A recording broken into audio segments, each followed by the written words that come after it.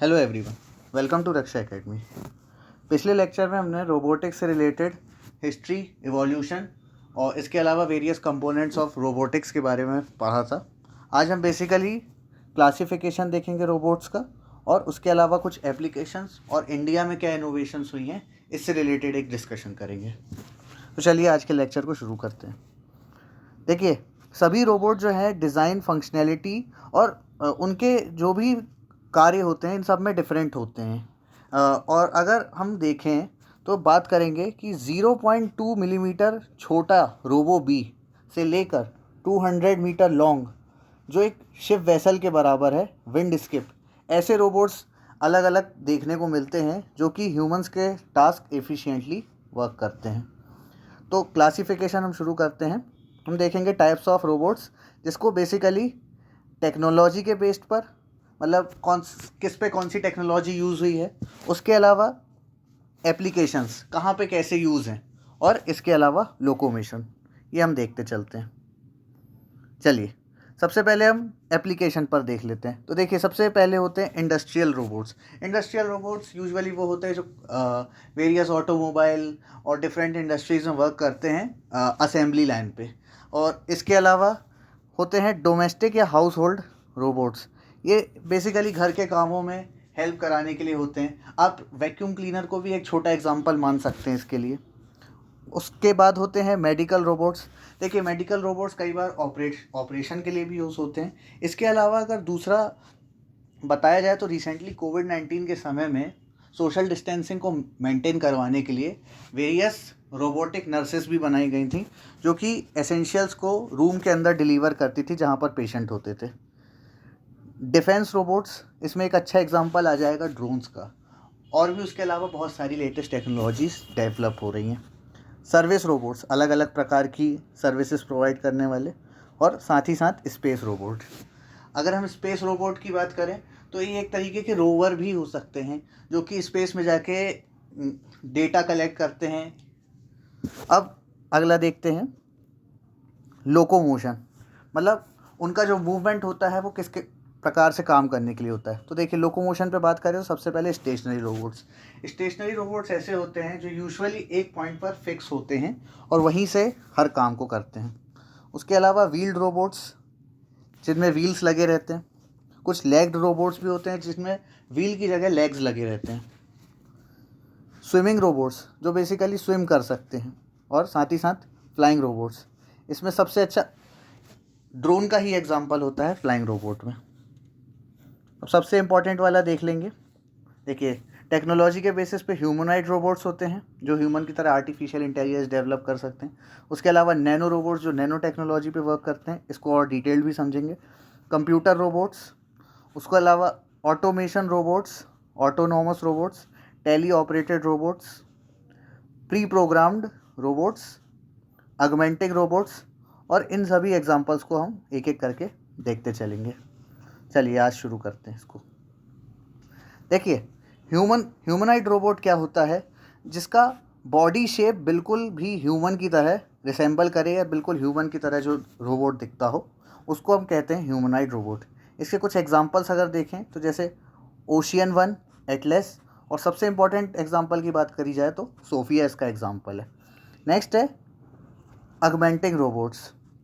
देखिए, ये augmenting robots जो होते हैं ये कलेक्ट करते हैं या फिर इन्हेंस करते हैं ह्यूमन की सभी कैपेबिलिटीज़ को, या फिर कुछ कैपेबिलिटीज़ जो ह्यूमन में हैं उनको रिप्लेस करते हुए अपनी कुछ नई कैपेबिलिटी बनाते हुए रोबोट्स वर्क करते हैं। इसका सबसे अच्छा एग्जांपल है प्रोस्थेटिक लिम्ब या फिर एक्सोस्केलेटन। देखिए, एक्सोस्केलेटन मतलब क्या होता है, जैसे हम ह्यूमंस हैं, हमारे जो स्केलेटन या बोन्स हैं वो बॉडी के अंदर है तो हम कहलाए एक्सोस्केलेटन, लेकिन जो हम कहलाए एंडोस्केलेटन, क्योंकि हमारी जो बोन्स हैं वो शरीर के अंदर है। लेकिन अगर हम एक्सोस्केलेटन की बात करें तो जैसे एग्जांपल होता है कॉकरोच या फिर किसी भी इंसेक्ट को देख लें, तो इनमें जो इनका स्केलेटन होता है वो बॉडी के बाहर होता है जो इनको प्रोटेक्ट करता है। उसी प्रकार ये प्रोस्थेटिक लिम्ब इसी तरीके से हाथ करता है, जैसे किसी ह्यूमन का हाथ टूट चुका हो या अलग हो चुका हो पार्ट, अब सारी नर्व से इस लिम्ब को जोड़ दिया जाएगा आर्टिफिशियली, तो इसको कहा जाता है प्रोस्थेटिक लिम्ब्स। ये एग्जांपल हो गया है ऑगमेंटिंग रोबोट का। उसके बाद आते हैं टेली ऑपरेटेड रोबोट्स। ये रोबोट्स बेसिकली ह्यूमंस द्वारा कंट्रोल कराए जाते हैं और ये मैकेनिकली होते हैं, मतलब प्रोग्रामिंग वगैरह की कम गुंजाइश रहती है। फॉर एग्जांपल जैसे अगर देखें ड्रोन या फिर सबमरीन, जो यूजुअली ह्यूमन से थोड़ा दूर जाकर ऑपरेट करते हैं, और ड्रोन को हम काफ़ी हद तक रेडियो कंट्रोल्ड भी कर सकते हैं, इसलिए इनको कहा जाता है tele operated robots.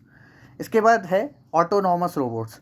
Autonomous robots जो होते हैं वो किसी भी ओपन एनवायरनमेंट में वर्क कर सकें और काफ़ी हद तक खुद से एक डिसीज़न ले सकें, इसकी उनकी एक डेवलपमेंट करी जाती है ताकि इनको कोई भी ह्यूमन सुपरविज़न की ज़रूरत ना हो।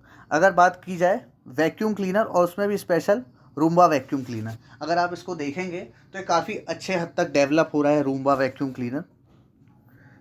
उसके बाद है प्री प्रोग्राम्ड रोबोट्स।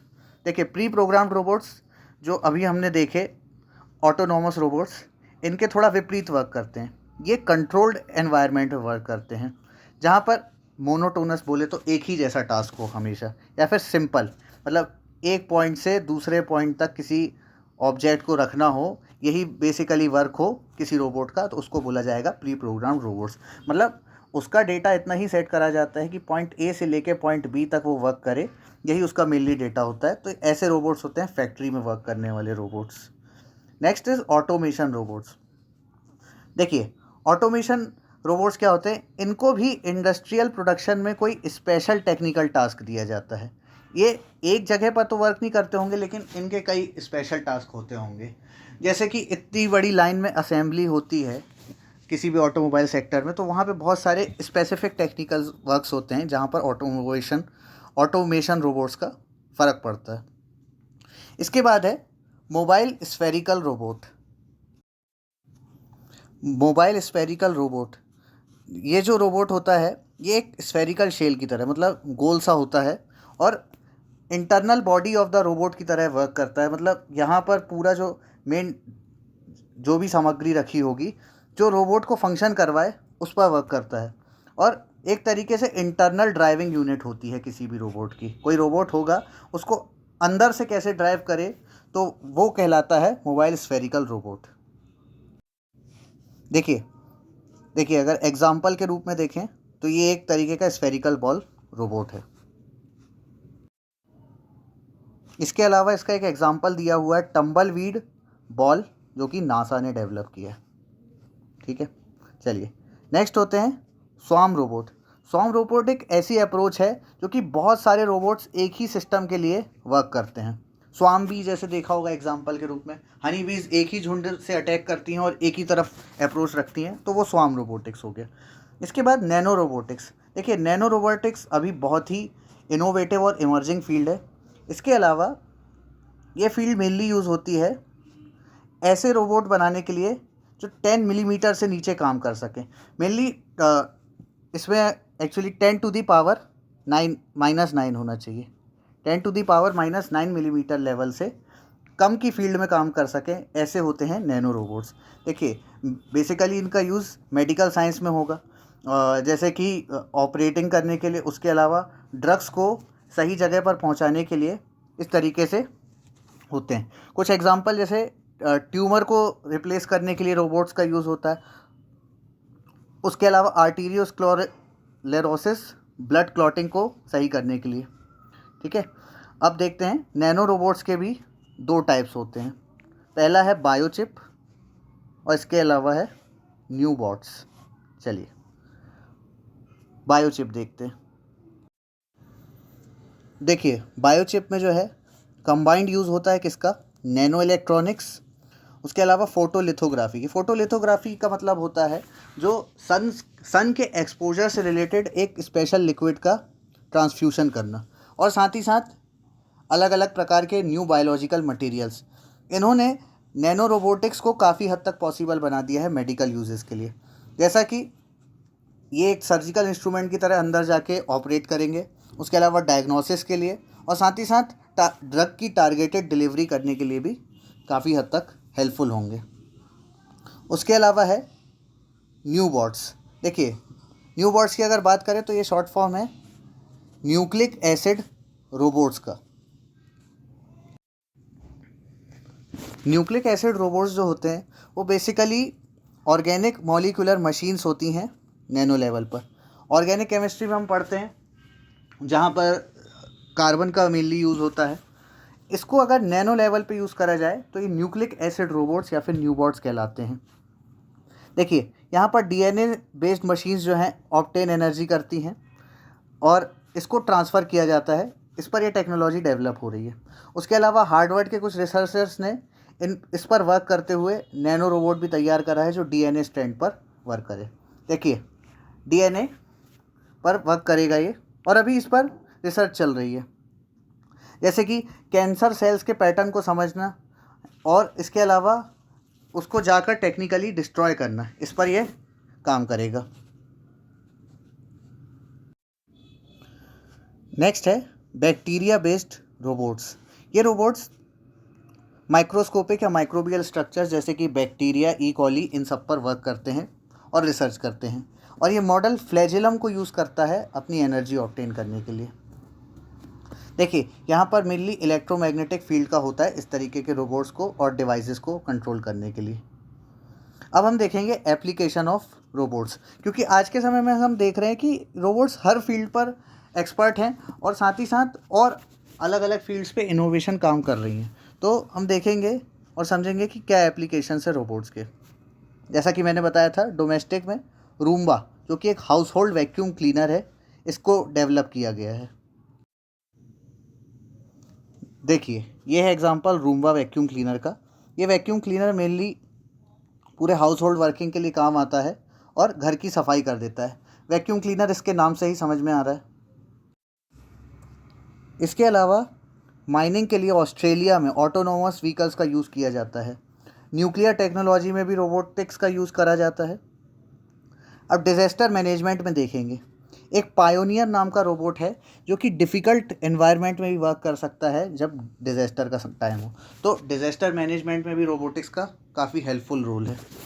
उसके अलावा जर्मनी के कुछ साइंटिस्ट ने बनाया एक रोबोट जिसका नाम है सेनेका। फुल फॉर्म देख लेते हैं, sensor network with mobile robots for disaster management. ये भी रोबोट डिज़ास्टर मैनेजमेंट के लिए हेल्पफुल है। देखिए उसके अलावा मॉनिटरिंग जहाँ भी करना हो उस पर यूज़ कर सकते हैं और साथ ही साथ इंडस्ट्रीज़ में इंडस्ट्रियल लेबर्स पर मॉनिटरिंग। इसके अलावा इंडस्ट्रीज़ में वेरियस मशीन्स जो वर्क करती हैं उन पर काम करना। हेल्थ सेक्टर में रोबोट मल्टी डायमेंशनल वर्क करता है। कुछ एग्जांपल्स देख लेते हैं, जैसे कि साइबर नाइफ। ये एक रोबोटिक सिस्टम है जो कि सर्जिकल ट्रीटमेंट्स के लिए यूज़ होता है। देखिए रोबोटिकली असिस्टेड ट्रीटमेंट सर्जरी RAS, ये एक टेक्नोलॉजिकल डेवलपमेंट हो रहा है और साथ ही साथ इससे बहुत सारी लिमिटेशंस जो कि अभी तक मेडिकल फील्ड में थी उनको भी कवर कर लिया जा रहा है। US based intuitive surgical company जो कि है दा विंची, ये भी सर्जिकल रोबोट्स को मैन्युफैक्चर करती है। देखिए एक और रोबोट अंडरटेकिंग अभी हमने बात कर ली, दा विंची सर्जिकल सिस्टम जो कि सर्जरी के लिए बनाई जा रही है। उसके अलावा एक रोबोट है जिसका नाम है रैम्स। ये सर्जरी कर सकता है using the omni wrist technique. देखिए ओमनी का मतलब होता है सभी जगहों पे, दैट मीन्स ऑल डायरेक्शन। और ऐसा रोबोट जो अपने रिस्ट शरीर के अंदर सभी डायरेक्शंस पर ले जा सके उसको कहा जाएगा ओमनी रिस्ट टेक्निक से वर्क करने वाला रोबोट। उसके अलावा रीबा, इसका फुल फॉर्म है robot for interactive body interaction assistance. ये एक व्हील चेयर रोबोट है, मतलब व्हील चेयर पर जो पेशेंट्स बैठते हैं उनको हेल्प करने के लिए, और इंटरेक्शन रहता है इसका बॉडी के साथ और उस हिसाब से असिस्टेंस देता है बॉडी को। देखिए ऑर्गन ट्रांसप्लांटेशन, जैसे हम बोलते हैं हार्ट ट्रांसप्लांट, ठीक है, किडनी ट्रांसप्लांट, उसी तरीके से ऑर्गन ट्रांसप्लांटेशन की फील्ड में रोबोटिक्स का वर्क किस तरीके से रहता है। तो इस पर सबसे ज़्यादा काम हो रहा है प्रोस्थेटिक्स पर, जो कि एक पर्टिकुलर परफेक्ट मिमिक कर पाए किसी भी ह्यूमन के नेचुरल फंक्शंस का। जैसे कि उसमें भी स्पेशल एग्जांपल होता है फुट या फिर हैंड, क्योंकि प्रोस्थेटिक लैम्ब ज़्यादातर फुट और हैंड के केस में ही लगाया जाता है और इनको सभी नर्व से कनेक्टेड किया जाता है ताकि ये ब्रेन से कनेक्ट होकर उस हिसाब से फंक्शन कर दिया जाए। इसकी एक बेसिक डेफिनेशन अगर देखें तो ये प्रोस्थेटिक एक मेथड है जो कि मेडिकल साइंस में यूज़ होता है, जिसमें ह्यूमन के ऑर्गन्स जो है इम्प्लांट किए जाते हैं। चलिए, स्पेस फील्ड की बात करें तो यहाँ पे सबसे अच्छे एग्जांपल्स हैं ऑर्बिटर्स, रोवर्स और लैंडर्स। जैसे कि चंद्रयान-2, यहाँ पर ऑर्बिटर जो कि मिशन में गया था। उसके अलावा चंद्रमा की सतह पर जो उतरे थे वो थे रोवर्स और लैंडर्स। लैंडर का नाम था विक्रम और रोवर का नाम था प्रज्ञान। देखिए, लैंडर क्या होता है, जिसने लैंडिंग करवाई चंद्रमा की सतह पर, यहीं पे मिशन फेल हुआ था मेनली। और रोवर जो होता है वो था प्रज्ञान। प्रज्ञान का बेसिकली वर्क ये था कि सतह पर उतरकर टोटल डेटा इकट्ठा करना और उसको साइंटिफिक रिसर्च के लिए इंडिया को प्रोवाइड करना। तो फील्ड ऑफ साइंस में मेनली ऑर्बिटर, रोवर और लैंडर इनका वर्क रहता है। देखिए, माइटी ईगल एक रोबोटिक प्रोटोटाइप है जो कि नासा ने बनाया था। अगर इसमें बात करें तो 90% प्योर हाइड्रोजन परऑक्साइड को ये फ्यूल के रूप में यूज़ करता है। नेक्स्ट है रोबोनॉट दर्पा, जो कि नासा का है।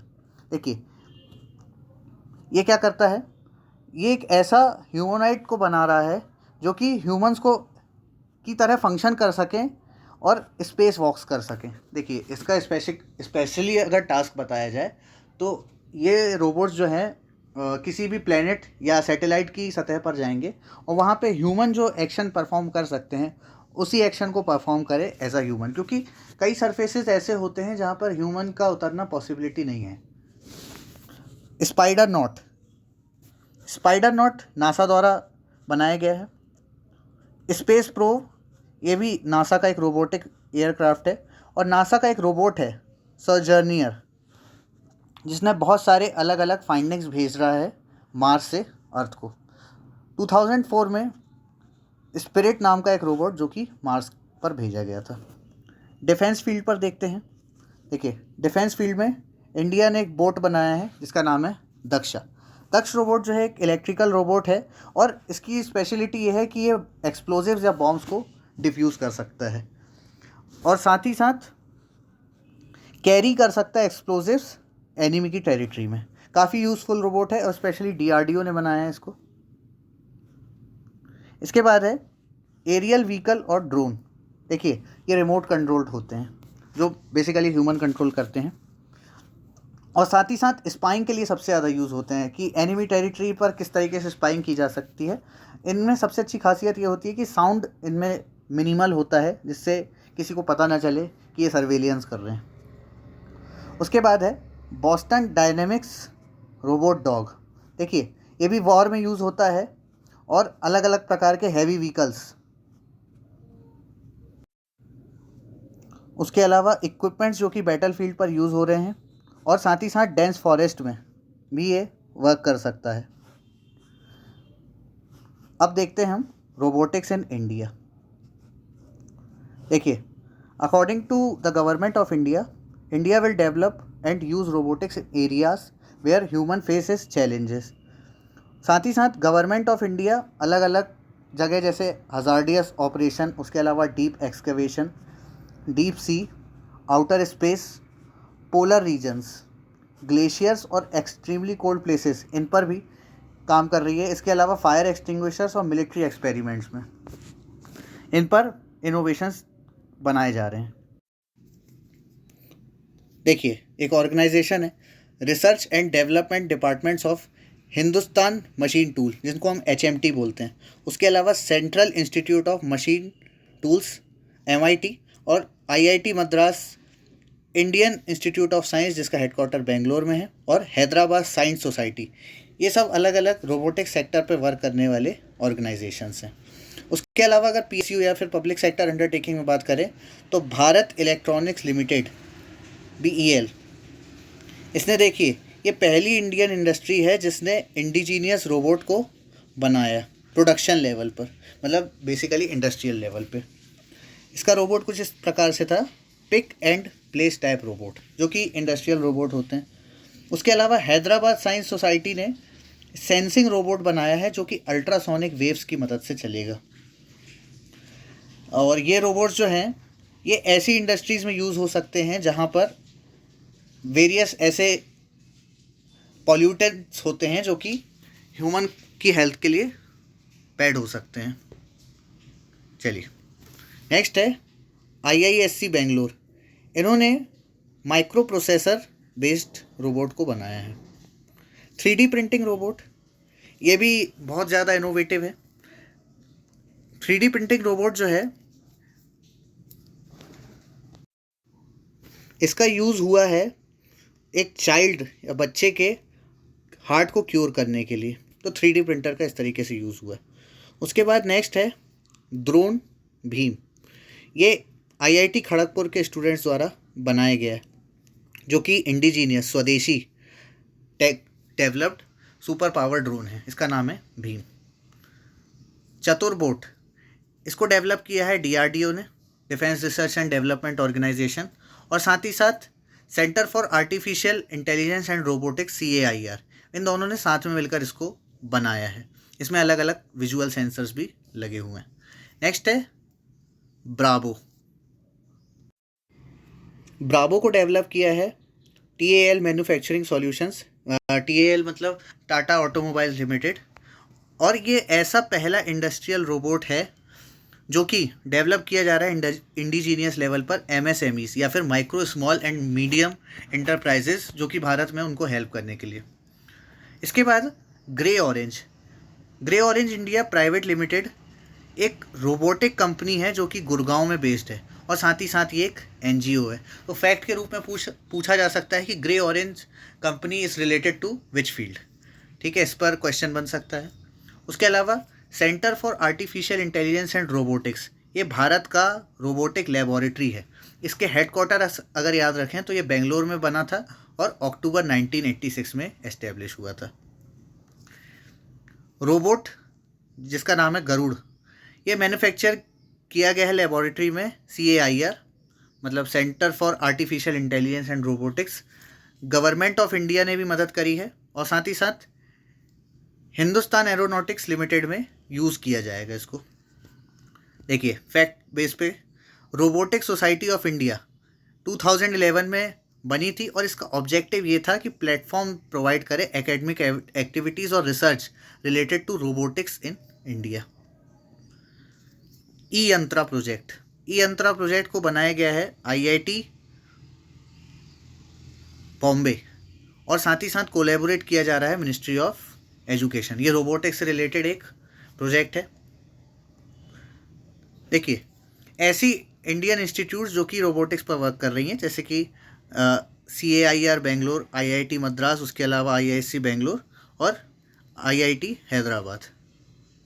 IIT हैदराबाद, यहाँ पे हैदराबाद में एक अलग इंस्टीट्यूट है, ये IIT नहीं है। उसके अलावा कुछ प्रीमियम इंस्टीट्यूशन जो हैं इंडिया में, जैसे कि कानपुर में एस्टेब्लिश हैं, जो कि रोबोटिक्स पर वर्क करती हैं। इम्पॉर्टेंट फैक्ट के रूप में, पहली रोबोटिक सर्जरी जो कि इंडिया में करी गई थी 2010 और 2011 के बीच में एम्स न्यू दिल्ली में, जब एक थाइमस ग्लैंड को रिमूव किया गया था, कौन सी डिसीज से प्रिवेंट करने के लिए, myasthenia gravis. Bhabha atomic research centre या फिर बार्क, ये भी जो है कम्युनिकेशन रोबोट्स पर रिसर्च कर रहा है। उसके अलावा इसरो का रोवर प्रज्ञान चंद्रयान 2 पर, इसके ऊपर हम पहले ही डिस्कस कर चुके हैं, जो कि एक आर्टिफिशियल इंटेलिजेंस से बेस्ड रोबोट था। चूँकि मिशन फेल हो गया, इसलिए प्रज्ञान अपना वर्क एफिशिएंटली नहीं कर पाया। शस्त्रा एक रोबोटिक प्राइवेट लिमिटेड कंपनी है जो कि कोची केरला में स्थित है। इन्होंने स्कारा नाम का एक रोबोट बनाया है, जो कि मेनली 3D प्रिंटिंग और अलग अलग वर्क्स पर काम करता है। देखिए 2 रोबोट, ग्रिड रोबोट और इसके अलावा रोबोट ग्रैड, ये अहमदाबाद में बनाए जा रहे हैं, जो कि हाउस क्लीनिंग के लिए वर्क करते हैं। नवंबर 2016 में city union bank of Kumbakonam या फिर तमिलनाडु में, इस पर याद रखिएगा, पहला बैंकिंग रोबोट बनाया गया इनके द्वारा, जिसका नाम था लक्ष्मी। तो ये फैक्चुअल बेसिस पे सवाल आ सकता है लक्ष्मी रोबोट के बारे में। उसके अलावा मानव जो है इंडिया का पहला ह्यूमन रोबोट है, जो कि 2014 दिसंबर में डेवलप हुआ था। फिर है रश्मि रोबोट जो है ये पहला वर्ल्ड का हिंदी स्पीकिंग रोबोट है और ये लिप सिंकिंग भी कर लेता है एक तरीके से, मतलब किस तरीके से एक्शन करना है उसको भी ये परफॉर्म कर सकता है। इसके अलावा इस पर एक इम्पॉर्टेंट याद रखिएगा कि इसको जिन्होंने बनाया उनका नाम है रंजीत श्रीवास्तव। और इसके अलावा अब ये 4 भाषाओं में बोल सकता है टोटली, एक है इंग्लिश, फिर हिंदी, उसके अलावा भोजपुरी और मराठी में। लॉन्चिंग डेट याद रखें तो 1 अगस्त 2018 को रश्मि रोबोट बना था। देखिए, कंट्री की जो पहली रोबोटिक कंट्रोल ऑब्जर्वेटरी है उसको उज्जैन मध्य प्रदेश में बनाया जा रहा है। तो ये एमपी के प्रोस्पेक्टस में एक इम्पॉर्टेंट फैक्ट हो सकता है। इंडिया की जो भी इंस्टीट्यूट्स रोबोटिक्स से रिलेटेड हैं उनके बारे में एक डिस्कशन देख लेते हैं। सबसे पहले हमने देखा था अभी CAIR या फिर centre for artificial intelligence and robotics. देखिए, CAIR जो है बेंगलोर में लोकेटेड है। उसके अलावा डिफेंस फील्ड से related information and communication technology से रिलेटेड वर्क करती है DRDO के लिए। एस्टेब्लिशमेंट की बात करें तो अक्टूबर 1986 में एस्टेब्लिश हुआ था। उसके अलावा नवंबर 2000 में अलग अलग यूनिट्स जैसे कि command control, intelligence and communication system, उसके अलावा communication and networking and communication secrecy in electronics and radar development establishment ERDE, ये सभी मर्ज हो गए CAIR से। देखिए, CAIR ने बहुत सारे कंट्रोलर्स और मैनिपुलेटर्स जो कि हमने देखे थे इनको डेवलप करा है। उसके अलावा दक्ष जो कि एक चेस प्लेइंग रोबोट है इसी इंस्टीट्यूशन के द्वारा बनाया गया है। कुछ और अचीवमेंट्स CAIR की देखते हैं तो रोबोसेन एक टारगेटेड मोबाइल रोबोट है जो कि पेट्रोलिंग या रेस्क्यू सर्वेलेंस में यूज़ किया जाएगा आर्म फोर्सेस के द्वारा, पैरामिलिट्री पुलिस के द्वारा। ये इंडिपेंडेंटली भी नेविगेट कर सकता है किसी भी ऑब्जेक्ट को। देखिए, चेस प्लेइंग रोबोट को अगर हमने देखा तो वो ओपोनेंट के जो भी मूवमेंट्स हैं उसको मशीन के थ्रू समझ सकता है और साथ ही साथ खुद ही डिसीजन मेक कर सकता है कि उसको अगला एक्शन कौन सा लेना और अपनी खुद की स्ट्रेटेजी बना सकता है। देखिए, हॉट स्लग हैंडलिंग, ये क्या है? It's a 6 axis robotic system जिसको बनाया गया है NMRL का फुल फॉर्म देखें अगर तो नेशनल मटेरियल रिसर्च लेबोरेटरी, जहाँ पर 600 डिग्री सेल्सियस का एक हॉट स्लग, एक मटेरियल रहता है हॉट स्लग, उसको इंजेक्ट किया जाएगा डाई कास्टिंग मशीन से फॉर इंडक्शन फर्नेस। तो एक तरीके से हॉट स्लग को हैंडल करने के लिए इस रोबोट का मेनली यूज़ किया जाएगा। स्नेक रोबोट जो है वो शेप एनालाइज करेगा किसका? मोबाइल रोबोट स्नेक का, ताकि वो रेस्क्यू ऑपरेशंस में हेल्प कर सके डिजास्टर के समय में। और साथ ही साथ कंस्ट्रक्शन एरियाज़ में भी, जैसे किसी पाइप को इंस्पेक्ट करना है उनको भी इंस्पेक्ट कर सकता है। देखिए, वॉल माउंटिंग, जहाँ पर वॉल पर लगे हुए कुछ रोबोट्स, या फिर विंग माउंटिंग, किसी बर्ड की किसी भी ऑब्जेक्ट की विंग पर लगा हुआ रोबोट, ये भी काफ़ी कॉम्बैट ऑपरेशंस में यूज़ किए जाते हैं। इसके अलावा स्ट्रीम जनरेटर्स ट्यूब्स को मॉनिटर करने के लिए रोबोट्स इन्होंने बनाया है। नेक्स्ट ऑर्गेनाइजेशन के बारे में देख लेते हैं तो ये है रोबोटिक सोसाइटी ऑफ इंडिया। ये एस्टेब्लिश करी गई थी 10 जुलाई 2011 को। इसका मेन फंक्शन है डेवलपमेंट और रिसर्च से रिलेटेड जो भी रोबोटिक्स की फील्ड में वर्क होता है। साथ ही साथ ये ऑर्गेनाइज करता है एडवांस इन रोबोटिक्स प्रोग्राम, जो कि 2 ईयर्स का स्पैन का एक प्रोग्राम रहता है। अब एक इम्पॉर्टेंट ऑर्गेनाइजेशन DRDO, इसके बारे में देख लेते हैं। तो इसकी अलग अलग जगह लोकेशन है, जैसे पुणे, गोवा, दिल्ली, मद्रास और कानपुर में। एस्टेब्लिशमेंट की बात करें तो 1958 में एस्टेब्लिश हुआ था और मेन हेडक्वार्टर की अगर बात करें तो वो दिल्ली में है। अचीवमेंट्स देखते हैं DRDO का।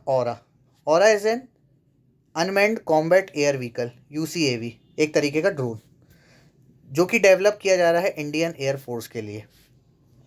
देखिए, इसके डिज़ाइनिंग वर्क की बात करें तो इसको बनाया गया है, डिज़ाइन किया गया है एरोनॉटिकल डेवलपमेंट एजेंसी ADA द्वारा। ठीक है, ये काफ़ी हद तक अगर इसको मैं डिफ़ाइन करूं तो ये है self dependent high speed reconnaissance UAV with weapon firing capability.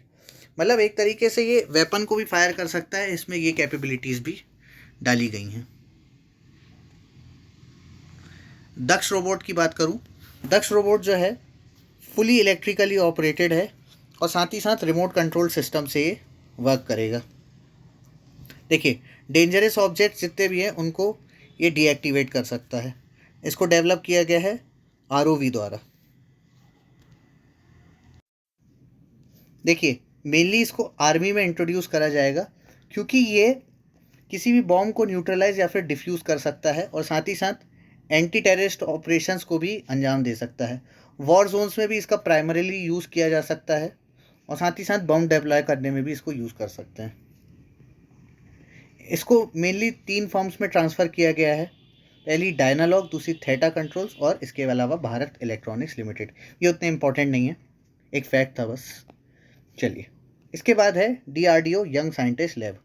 हमारे प्राइम मिनिस्टर का एक बेहतर अप्रोच साइंटिफिक रिसर्चेस को बढ़ावा देने के लिए।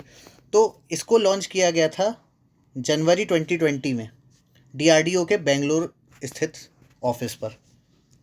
2019 में पहले 5 यंग साइंटिस्ट लैब्स खोले गए जो कि अलग अलग जगह पे थे, जैसे कि बेंगलोर, मुंबई, कोलकाता, इसके अलावा हैदराबाद।